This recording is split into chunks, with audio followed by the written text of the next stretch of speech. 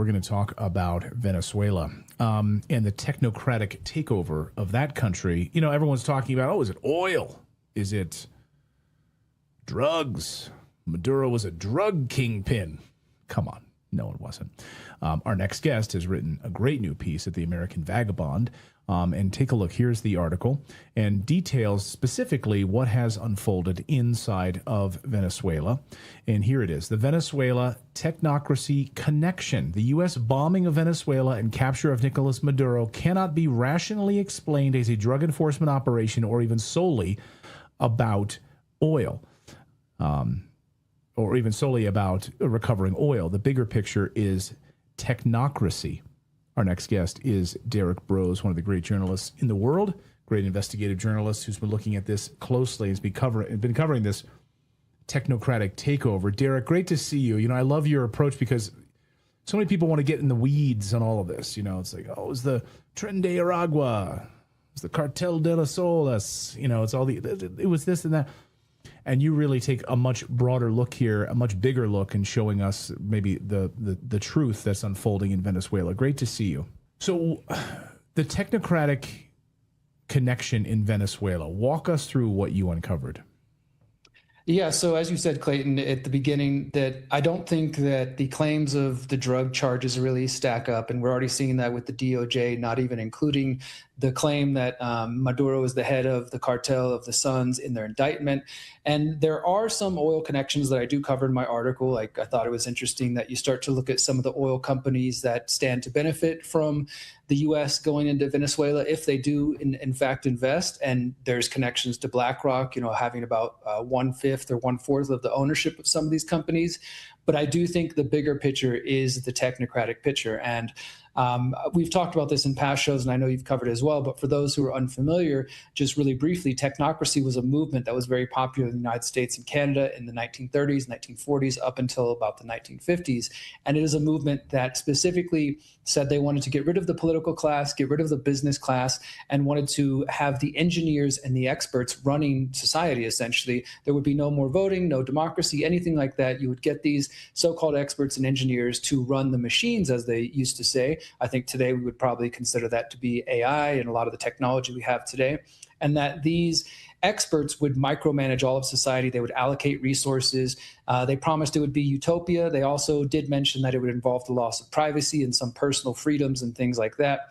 But that technocratic movement, when it was growing, they had this vision of what they called the technate, the North American technate, how they wanted to control the North American continent. They specifically say as far up as Greenland, all of Canada, all of the US and Mexico, and Panama, and central parts of Central America, going all the way down to Eastern Colombia and to large portions of Venezuela.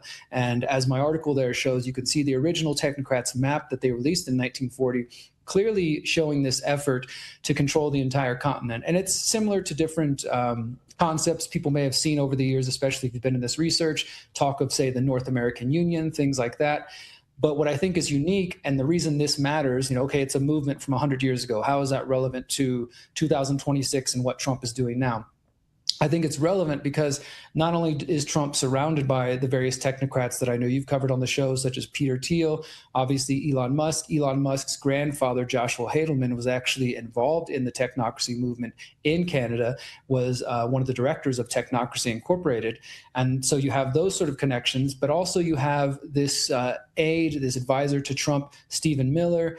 He's been one of the biggest advocates for saying the U.S. is not only going to go into Venezuela, but into Greenland. And you have his wife, Katie Miller, talking about going to Greenland. When you start to stack these things up and look at the original technocrats' plans and look at the people who are surrounding Trump, and you can see that they are following this plan to a T. And so, yes, it is about resources like oil, and there's other minerals and things like that. But I think it's more than that. It's that they are trying to implement this plan that people connected to the Trilateral Commission, now deceased Zbigniew Brzezinski, David Rockefeller, the folks who originally founded the Trilateral Commission in the 1970s, they were simply picking up this plan from the original technocracy movement. And now in the 2020s, Trump and his team and people around him seem to be following that same plan from the original technocracy movement. So that's really the high-level look at this technate. It's crazy to think about. I mean, just like look at the map here. I mean, literally have a map from the 1940s. As you point out, the technate of America And I mean, it's right there. Like, again, listen to what they say and then watch what they do. And all of these pieces are coming together. You got the Greenland piece of this. You got Venezuela. You've got, of course, the pushing out of China and Russia in the Western Hemisphere, or at least the appearance of that anyway. How does the... Maybe you can talk about some of the machinery behind the scenes. Like, how does this come to fruition from a technocracy perspective? We're talking digital tracking, one sort of... I'm almost picturing like the European Union in a way, but without... It's very similar. Is it Washington, D.C. is in charge instead of Brussels? In the case of the Western Hemisphere, the North American technate, it probably will be and would be the United States in charge of that. At least that's the way the original technocrats envisioned it. And in their own writing, they say the technate will encompass the entire North American continent from Panama to the North Pole, because the natural resources and the natural boundary of this area make it an independent, self-sustaining geographical unit. So they did envision that the U.S. would probably be the strong power here, and they wanted to control the entire continent. And very similar, they also imagined there would be other what they call technates in different parts of the world, similar to what we see with the European Union. I mentioned the North American Union, and they make it clear that this is about resources in one level, that they want the resources of Panama, which I think we also have to put in the context that last year, 2025, Larry Fink, head of BlackRock, he bought 2 ports in the Panama Canal, and it was reported numerous places that he consulted with Trump before doing that. Also, of course, I mentioned that there is mention of Colombia and Venezuela specifically in the technocrats' plans. And recently, Trump, of course, is starting to threaten the president of Colombia. Now, again, he's saying this is about drugs, but he's putting him on notice, like he's doing with Iran and elsewhere, that the U.S. will go in there if they want to. I find that to be coincidental, that sort of also aligns with the technocrats' plans. And even more specifically to the Greenland aspect of it, in 1940 in the Technocracy magazine, the technocrats specifically mention Greenland, and he says, quote, "The acquisition of these territories should be a mandatory part of the program of continental defense for immediate achievement," and this is the important part, "either by purchase, negotiation, or the force of arms." So as far back as 1940, the technocrats were saying, like, if it comes down to military conquest, then so be it. It must be done, because this is what needs to take place in order for their plan of essentially a world government, what many of us would call a new world order. I think that we haven't always paid attention to the technocracy movement in the context of the new world order, but it's essentially the same thing by another name. They want to control and dominate as much of the world for resources. Like you mentioned, there's some strategic reasons. We know that they're trying to dominate, the U.S. is trying to dominate more of the Western Hemisphere. Trump's calling it the Don Road Doctrine, things like that. But I think ultimately it does come back to that technocratic vision. And in their words, they describe a world without freedom of speech, a world without personal privacy, a world where the machines, or again, I think we'd be referring to the AI, facial recognition, social credit scores, things like that, where the AI, the machines are used to allocate the perfect amount of resources. Because as with most tyrants, they sell this as a utopia where people would have energy credits, which sounds very similar to carbon credits, and that those energy credits would determine how much you get of various resources or products down to the person. I mean, they wanted this to be a highly meticulous, highly engineered system. That's why they thought the engineers and the experts should be at the top, because they said, well, the business people, they don't know what the heck they're doing. The politicians don't know what they're doing. The people are too stupid to know what's good for them. We need the experts to micromanage all of society, and that will then, in their words and their view, lead us to some utopia. You also quote, as you mentioned, Stephen Miller at the beginning when we started talking. I just want to put up a quote here on the screen that you have in your article. Miller told Jake Tapper on CNN, "Nobody's going to fight the United States militarily over the future of Greenland. We live in a world, in the real world, Jake, that is governed by strength, that is governed by force, that is governed by power. These are the iron laws of the world since the beginning of time. So, come hell or high water, no one's going to mess with us to get in the way of us taking Greenland." For sure. And so I guess that the real question then is, what about sovereignty? We're talking about these Latin American countries. What Canada? We see the Alberta freedom movement that's been, people are lined up, trying to basically pushing for this referendum to secede from Canada. I guess there's obviously there's been a lot of push for them to maybe join the United States, oil pipeline going right up through to Alberta. So you'd be connected to have that corridor there. So what happens to sovereignty?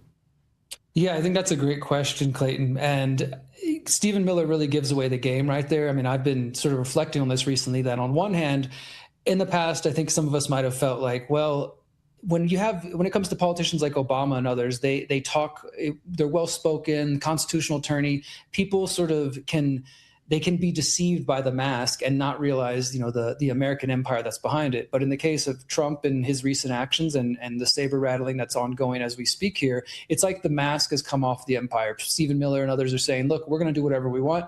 We're going to take Greenland if we want. We're going to do it militarily. We're going to go into Venezuela. We might go into Colombia. We might go into Cuba. They're threatening Mexico, where I'm at right now. And I think that, again, on one hand, it feels like, okay, great, the mask is off, and at least they're being real, that they believe the rule of the jungle and is might is right. And that's kind of how it always has been. It's just, again, there was that veneer that people like Obama and others tried to maintain and have this political legitimacy. But in fact, it turns out it doesn't feel any better whenever the mask comes off. In fact, it feels even uglier. It's like, wow, this is where we really are. You have these people like Stephen Miller feeling perfectly, I guess, content and safe to say on public television, we're going to do what we want. Nobody's going to stop us. And as I point out in the article as well, his wife, she posted on Twitter the map of Greenland with the American colors over it and said soon. Maybe she knows something we don't know, but they're clearly telegraphing that they're going to come for Greenland. And as I said, this fits perfectly in with the technocrats' plan. Another just interesting detail that I found, that Katie Miller, Stephen Miller's wife, she was an employee of the Doge experiment under Elon, and then worked with Elon directly before now she has a podcast. But it's just, you start to see, again, the circles that these folks are all running in, the technocrats either advising Donald Trump, funding his campaigns. We have at least 17 to 20 different acolytes of Peter Thiel who are in the Trump administration in different departments. We have members of the Bilderberg Group. We have members of the World Economic Forum, Young Global Leaders. I pointed this out in numerous articles in 2025. And I think what we're seeing here with Venezuela, with the threats to Greenland and elsewhere, is really just showing that the same people who have been in charge over the last decades, they're still there. There may be some aberrations with Trump and his unpredictableness, but for the most part, the same agendas we've been opposing during Democratic regimes and Republican regimes prior to Trump continue in 2026. Unabated. Yeah, right. Exactly. Take a look at this, Derrick. This was a short time ago in Caracas. This is a large rally, a pro-Maduro rally. Again, you're not going to see this on Fox News, I don't think. Maybe you will, but probably not going to see this on the MAGA influencer social feeds. But what do you make of this? I mean, that tens of thousands of people coming out and with signs of Maduro and posters of Maduro and showing their support for him. Yeah, I saw that video when you sent it earlier. I haven't had a chance to, look into the finer details of that one, but I will say that it is a fact for sure that there are people who do support Maduro within Venezuela. It is also a fact, of course, that there are people, Venezuelans, both in and out of the country, who do not support Nicolas Maduro. And I think that just goes to the fact that, just think about the United States, for example. We have people who are adamantly for Donald Trump and everything he does, and they're going to support him regardless. And then there are other people who are adamantly against him and are going to be opposed to everything he does. And it's easy for, let's say, a foreign country, if they were from the outside looking in, to spin any opposition to Trump as like, look, he's unpopular, that we should intervene. And that's essentially what the United States tries to do in these other countries, whether it's Iran, Venezuela, Mexico with Scheinbaum, we talked about that recently, that you can take these different protests either for or against the regime, and you can amplify that and say, look, the people clearly do not like the person in power, we need to go intervene. Or you could tell the opposite story. I think it's just a sign that things are not as black and white as the American media may want people to believe, as MAGA media might want people to believe. And that's not an endorsement of Nicolas Maduro in any way. You can just sit back and be objective and say, look, some Venezuelans do like him for whatever reason, whether you agree with those or not. And there are many Venezuelans who do oppose him and maybe, I think foolishly, would like the U.S. to intervene. I mean, it's the same thing we're seeing here in Mexico, that there are polls showing that some Mexicans would support U.S. intervention, which I think would be a horrible mistake, and I pray does not happen. But there are others who are adamantly opposed to it. So it's just about which lens you want to look through and which stories the media wants to amplify. And obviously we know that at the moment, the story is the Venezuelan people, the Iranian people, the Cubans, the Greenlanders, they all want the U.S.'s help. They're begging for our help. They want us to come, save them, et cetera. That's the narrative that the Trump administration wants to be out there.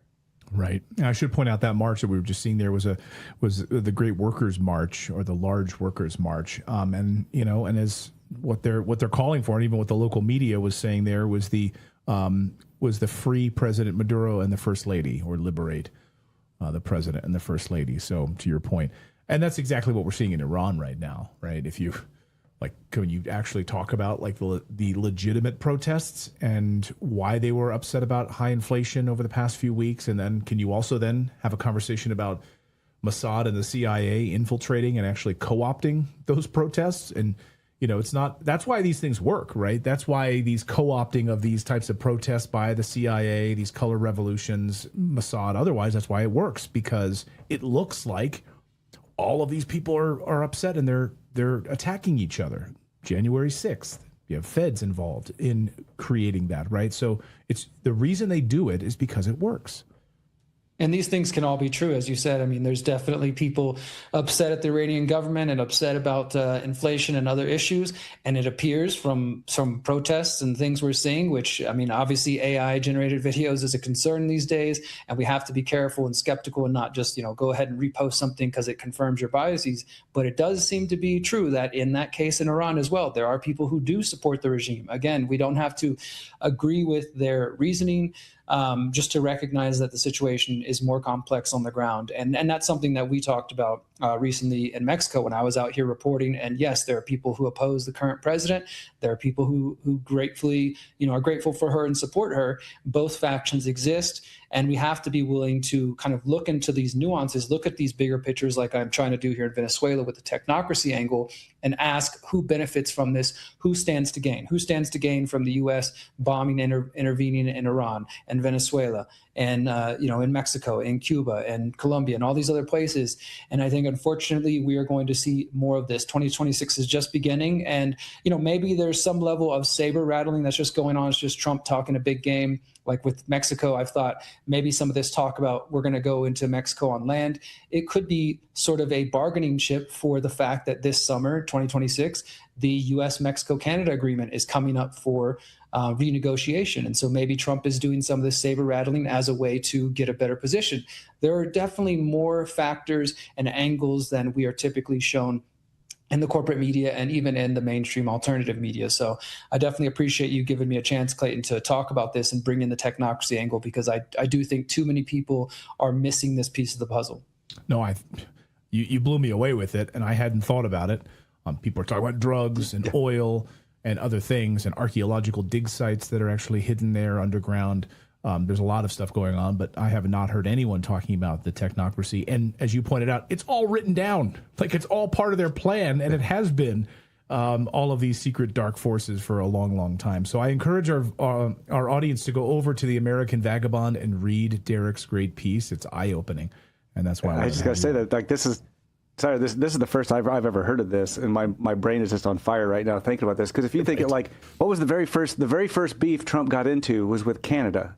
Mm-hmm. I remember at the time thinking, like, why Canada? What the hell is going on? Then you see that map, and it's like, oh, because we need that. Just like immediately, like, wasted no time going after Canada, Greenland. Like, this is all like brand new to me. I'm going to be checking out this article here when we're done. Well, and Stephen Miller, very, very smart, right? Very smart. And had been sort of planning a lot of these pieces for a long time, it seems, many, many years. I mean, he apparently even wanted to be at the second number 2 in the White House, basically going back 15 years, laying the groundwork on all of this. So, it's he's definitely got some aspirations for power, for sure. Yeah. Well, it just reminds me of like the plans that were in place from neocons, Cheney and others, well ahead of what we saw on 9/11 and the Patriot Act. Mm-hmm. Like, the Patriot Act didn't just come out of nowhere. It had been written down and planned years earlier. And so, again, I come back to these plans where these deep, dark souls get together in smoky rooms and have these meetings, and it informs everything that we're seeing today. So I encourage people to go and read it. Derrick, thank you for being the tip of the spear on this stuff. I really appreciate it. Great work, as usual. Thank you, Clayton. Appreciate it.